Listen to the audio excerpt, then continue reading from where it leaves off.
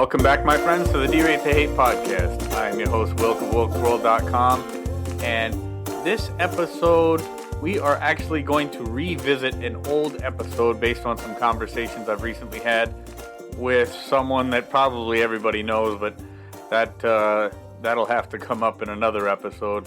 But it also had to do with the conversation I had with my wife that in turn led to watching a YouTube video with a guy named Les Brown, who is a very, very inspirational speaker. So I'll talk a little bit about that. But first, here at the Derate the Hate podcast, we are all about bettering the world one attitude at a time. And how do we do that? As individuals. You know, we did not create the hate, but with your help, we can derate the hate. And that begins with each and every one of us as individuals. So what have you done today to make your life a better life? What have you done today to make the world a better place? Individual accountability, how we act, how we react, how we treat others, how we treat ourselves. It is all part of that. Individual accountability, making the world a better place. That's what we're here to do, bettering the world one attitude at a time. So please join me again for this great episode of the Derate the Hate podcast. Also, so important, subscribe on our sites, subscribe on social media, subscribe on Apple Podcasts, Spotify, wherever you get your audio, and share us with your friends. The content only provides value if people hear it, and people will only hear it if you provide it to them. So please do your part in derating the hate and share this podcast with your friends, family, and anybody else you think might benefit from it. Okay, so I was having a conversation with a gentleman the other day. Again, somebody that probably just about every household in the nation knows, but we'll get into that later. And he asked me the question, he said, Wilk, do you think it's all worth it? Is it too late? Have we lost all the people? Is it too toxic now? Can this ever be fixed? Has that divide and that toxicity overtaken us as a people? And can we fix it? Is it too late? And I say no. I do not believe it's too late, or I wouldn't do this podcast. But unfortunately, that does not mean that I do not get discouraged, because there are times when whether it's the fact that I don't get the guests that I want, I don't get enough guests, I don't feel like I have enough listeners, whatever the case may be, I do get discouraged sometimes with this podcast. But each week, something happens. Something happens to keep me going. Something happens to put life back into me and makes me want to make another episode. And this week was no exception. This week, my wife and I were having a conversation, and we were talking just like we talk every day. I've got an incredible team-like relationship with my wife. Not only are we husband and wife, we are lovers, we are best friends, we are partners, we do everything together, we discuss everything together. And I'm not going to lie, I was getting a little discouraged with a couple things this week, and she said, have you ever heard of Les Brown? And Les is somebody that I had not heard of before. You know, I've read a lot of books by different motivational speakers and different types of coaches, but Les is somebody that I had not heard of before. So she sent me a video, and I watched, I listened to the hour-long video that he had done. And he brought up several incredible points in that video, but the ones, and many of them stood out, but I think the main gist of it was, it's possible. It's possible. By having the right mindset, it's possible. It makes it possible because your brain, you are able to manifest certain things in your life just by believing it's possible. And another point that he made, I mean, he talked about so much great thing, and I'll put that video, that YouTube video will be in the show notes of this Derate the Hate podcast episode. But and I would encourage everybody to watch it. Incredibly inspirational. But he talks about Richard Bannister, the first man to ever run a 4-minute mile, and before that, most people believed that it was humanly impossible to run a 4-minute mile. And after he had done it, several thousand people have done it because they no longer believed that it wasn't possible. So when I think about what's happening in our world today, what's happening in our country today, and the defeatist and victimhood mentality that is so pervasive in so many places, is it possible to get people back together? Is it possible to bridge that divide? It's possible. I do believe it's possible. Which made me think an episode I did way back when, I believe it was episode 52. In fact, I know it was episode 52 of the Derate the Hate podcast. I talked about the reticular activating system and how the reticular activating system relates to the perpetual victim mentality, and how the perpetual victim mentality is so toxic, and it ends up being a self-fulfilling prophecy in so many people's lives, and how unfortunate it is that there's just people out there with a vested interest in keeping us divided and keeping people feeling like victims and keeping people mad at each other. Perpetuate and promote that victim mentality, end up making people into victims by telling them, constantly promoting and telling them that they're a victim. Is it possible to turn that around for those folks that are in that boat? I believe so. I believe it's possible, but I believe it's going to take work. And like Les said in that video, either you program your life or life will program you. So much of what Les said in that hour-long talk stood out to me and just made me think about things that I've talked about several times on the Derate the Hate podcast. But that one really stood out to me, and it brought back that whole concept of the reticular activating system and the perpetual victim mentality, and how we as people can manifest how our lives will go. We can program our lives. So I am going to replay a good portion of that episode 52 of the Derate the Hate podcast, talking about the reticular activating system, the perpetual victim mentality, and there's a couple other things going on in that episode that are actually very timely this week. So please, again, the Derate the Hate podcast only works if you share it with other people. We try to provide the value, you provide the avenue. Please put it out there, because if you found something of value in this episode, there's a good chance that some of your contacts will as well. Thank you very much. Let's get right into that. Episode 52 of the Derate the Hate podcast, talking about reticular activating system and the perpetual victim mentality.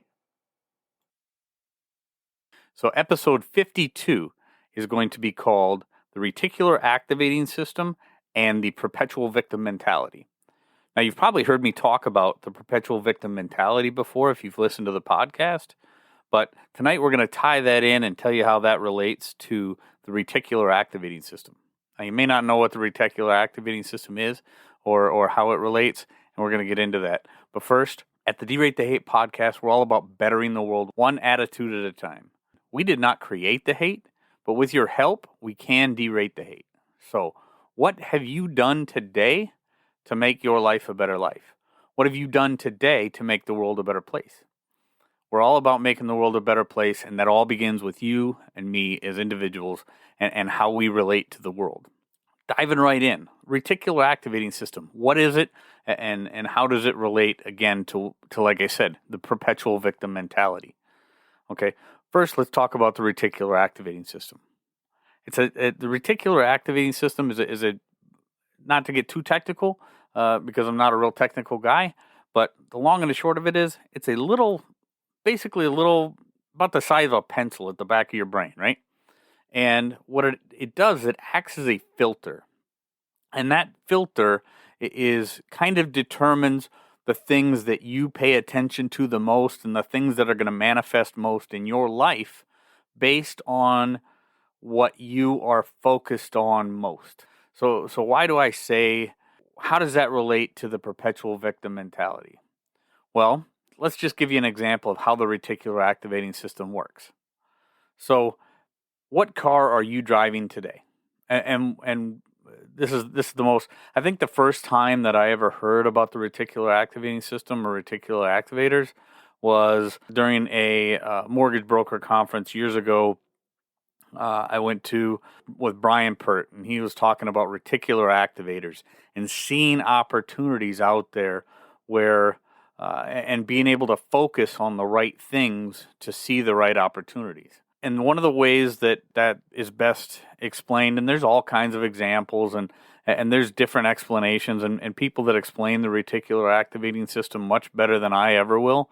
And I'll put some links to those YouTube videos and whatnot in the show notes and in the description for this. But just to give you a quick example, reticular activating system and how it works. Okay, so what kind of vehicle are you driving today?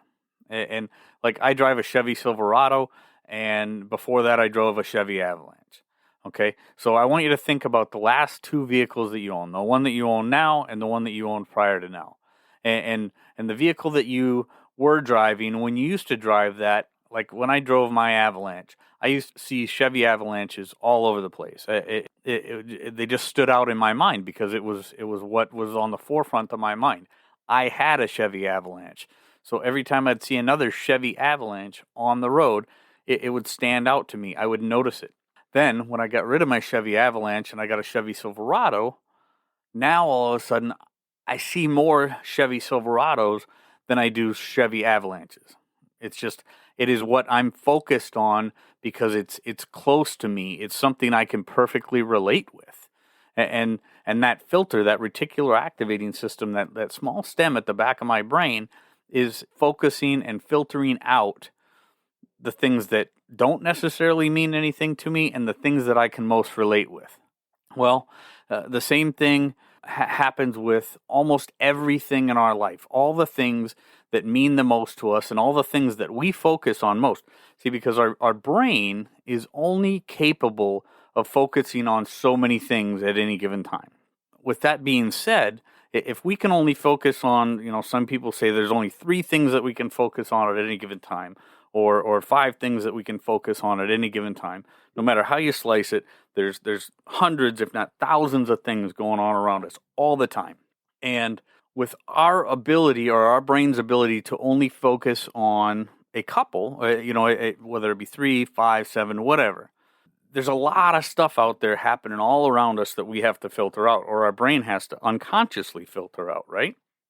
When we focus on being a victim all the time, and you've seen it, you know somebody who's like that.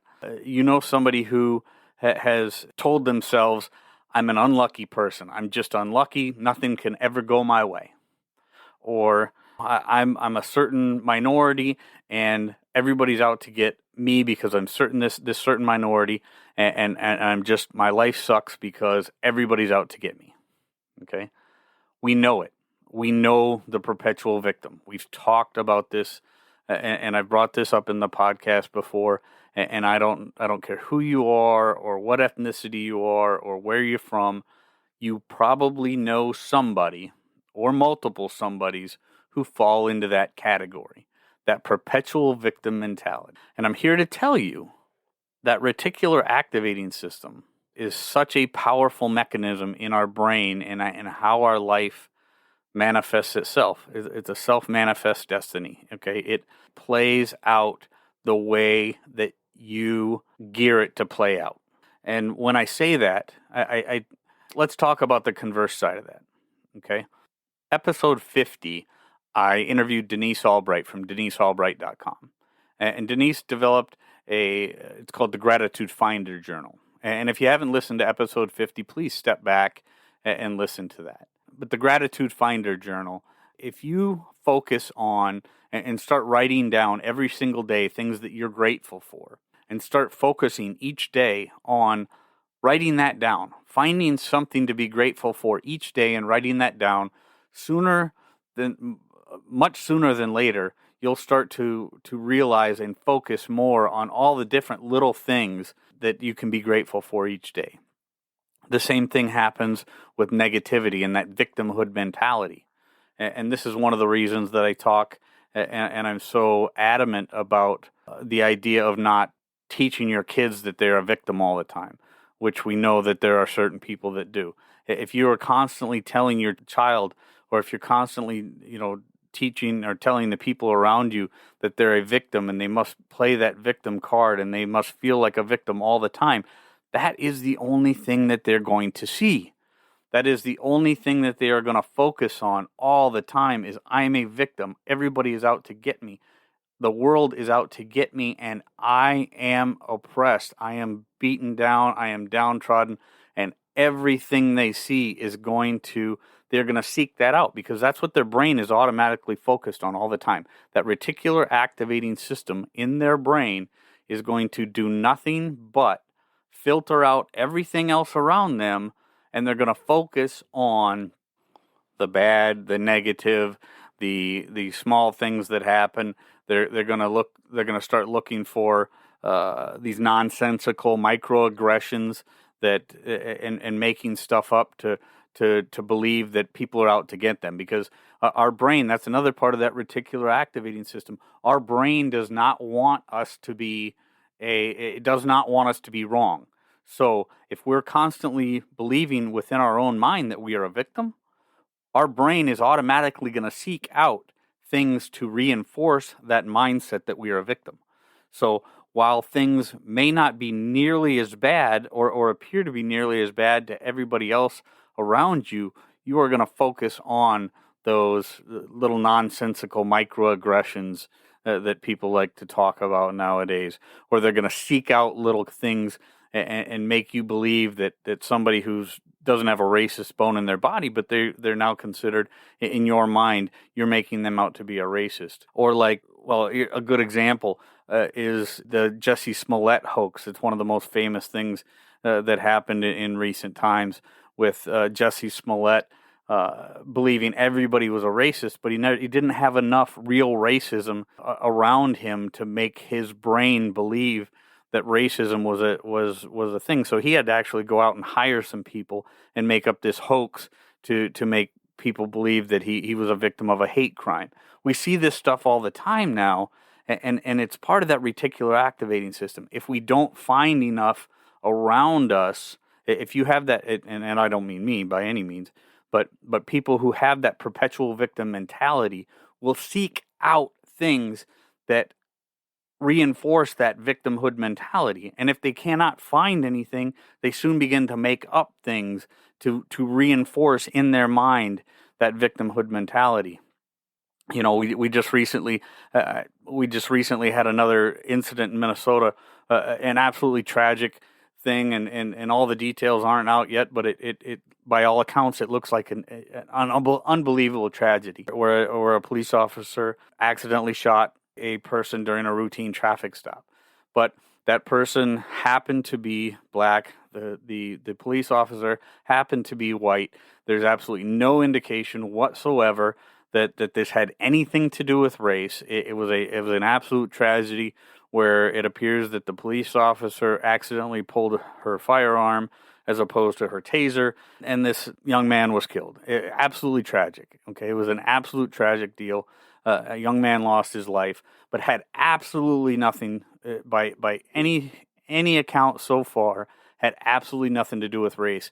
But now there's heads rolling, there's people rioting, there's businesses being destroyed. People who had absolutely nothing to do with this are having their livelihoods and their businesses and their property destroyed because something, and well, quite frankly, there are a lot of people. The Minnesota governor is one, and the media is another, who do they have a vested interest in keeping people divided, keeping people hating each other. So they interject race, and I've talked about this in a previous episode.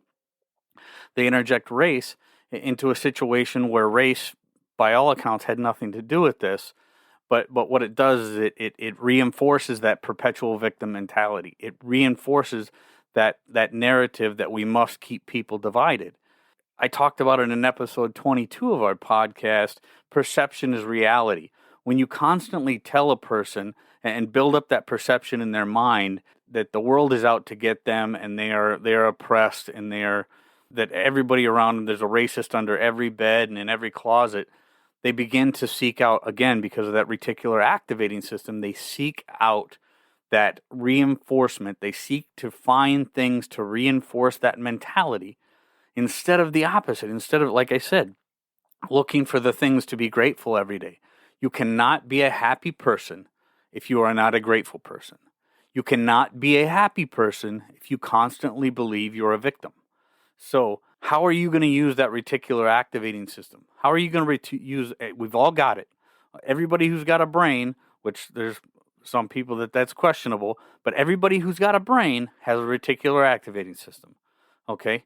And if you're of sound mind, you have the ability to control that reticular activating system. So how are you going to use your reticular activating system? Are you going to look for and focus on, because again, we can only focus on so many things. Are you going to look for and focus on things to be grateful for each day? Or are you going to look for and focus on things that make you a victim every day? Because it's really up to you. It is up to you how you're going to use the power of your own brain, the reticular activating system that you possess, to make your life what you want your life to be. So do you want to be a victim, or do you want to be a grateful and happy human being that lives a happy and productive life? It's really up to you. Friends, it's not very often that I step back and listen to an episode of the Derate the Hate podcast that I did in the past, just simply because I'm so busy with all the other stuff that I have going on, but that is one that I am so glad that I did. I'll be honest, I much prefer to have guests on the Derate the Hate podcast, but that is one of my favorite solo episodes that I've done. I think it's one of the most important episodes that I've done, and it really grasps the gist of what we're trying to do here with the Derate the Hate podcast. Stamp out that perpetual victim mentality, convince people they are the masters of their own destiny. They can self-manifest most things that happen in their lives with personal accountability and the right mindset. That mindset matters. Again, like Les Brown said in that talk that I had the YouTube video of, you either program your life or life will program you. I can't stress that enough. So important. Again, friends, I hope you found some value in this episode. I hope you find value in all the Derate the Hate podcast episodes, and that's why I do it. Bettering the world, one attitude at a time. Help me to derate the hate by sharing these episodes with your friends, with your family, with all your contacts. And most of all, get out there. Be kind to one another. Be grateful for everything that you've got. And remember, it's up to you to make each and every day the day that you want it to be. Friends, I am Wilk from wilksworld.com. I appreciate it. I am truly honored and incredibly grateful for each and every one of you that's taken the time to listen. And with that, I'm back on out of here. Catch you next week. Take care.